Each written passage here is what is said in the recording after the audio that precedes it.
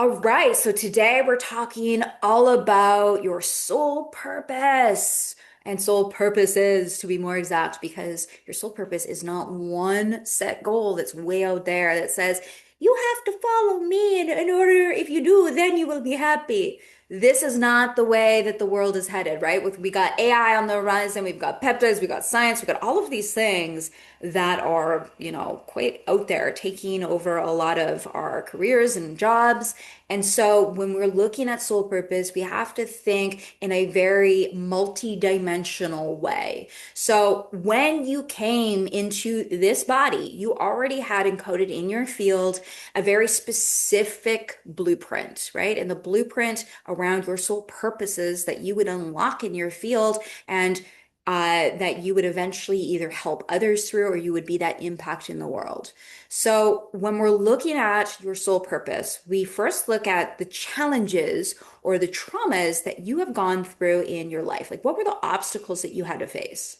Right? When, maybe you had a parent or two that were mentally ill. What would be the opposite of that trauma or that challenge? Well, maybe in your life you had to go through your own mental battles, and then eventually you learned a technique, you learned a way that helped you to balance that so it wasn't so chaotic. And then eventually you decided, oh my gosh, I want to help people to feel calm and centered in their body so they're not being overrun by their mind. Right? So, whatever's the opposite of that challenge and trauma, once you overcome it, that is your area of impact. That is how you are either meant to help the world or you're meant to be that in the as an impact in the world, right? So, being an impact is the person who is embodied in that and shows other through your energetic presence of what to do. Because a great teacher not only teaches people, but a great teacher can also be somebody who's just simply embodied and knows how to respond in a very specific way, because that is how people learn, right? When you see somebody and you're in a fight with them and you're in an argument with them, and the one person holds their ground, they're very calm and steady and they know how to handle it, they know how to process, they know they're not reacting. That is a really great teacher in essence because they're embodied and they're showing you by example how to move through that own internal walk through yourself. So that is your area of impact. Now, if you've had deeper traumas in this area or you deeper challenges that you had to go through, oftentimes this is meant for you to teach others or meant to really impact the world with that very thing. So you might find that you have a calling towards getting on stage or a calling towards, holding a community or even one-on-one work that you're actually just working with others. Now, you can also have maybe you didn't have traumas and challenges in your life. I mean, everybody's had a degree of challenges, but maybe your life was pretty decent. Where you would want to look here is you would want to look at your energetic poles, right? So your energetic poles are this, oh, I don't know why, but I feel called to do this thing, or I just feel really excited about trying this new thing over here. And so you would follow those internal poles. Now, see where trauma comes in here is that trauma blocks you from those internal pulls, right? So when we clear the trauma and we clear the challenges that are blocking us in a sense, because we're stuck in that energy, and we work through it, we alchemize with how we handle it, and we actually turn it into our super gift. We start to have more of these internal pulls that naturally come on. I call this your inner knowing. This is what I teach in my academy, is activating that inner knowing and really stepping into your unique power. And so when we are doing this, we're going to start to have more of those pulls. We're going to start to have more excitement come things, more things that lift us up, more things that fuel us with this passion, this energetic drive. One of the things that I notice when people are first starting to do this, right? They're starting to do maybe the deeper inner healing work and they're feeling like nothing is working or they don't have those internal pulls yet. The two things that advice that I would give you is keep going, right? Because Trauma comes in many layers, challenges, all of that energy is stuck in your field and it comes in many layers. We have to keep doing the work over and over and over again. And then you're going to start to notice those subtle pulls.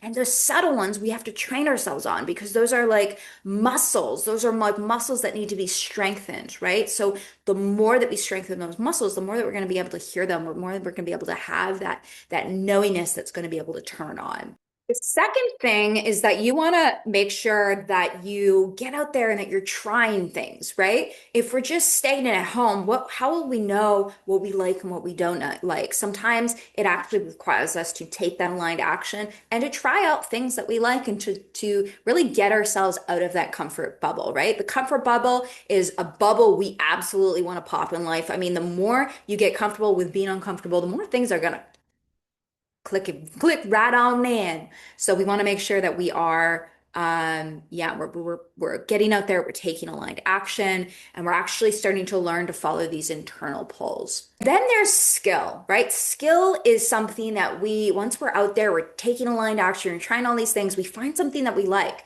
Then we have to, learn skill around that thing, most likely. We have to, try whatever we need to try in order to build skill, and then we start to move that momentum. Now, where I see the world is headed to a very interesting place. It is headed to this place that's going to be extremely like things are being removed from your field and new things are coming through all the time. So to have one outside purpose or one outside goal is going to be literally impossible where we're headed, right? We want to make sure that we are learning this skill adaptability, which means you might have to learn new things quite often. You might have to, take aligned action to something new once a month. Like you might have to actually start to shift the way that you define purpose, right? And purpose in the very near future isn't going to be this outside goal. It is this thing that, what we bring to everyday life, what truly lights us up in the moment, what would lift us up and make us fall back in love with life.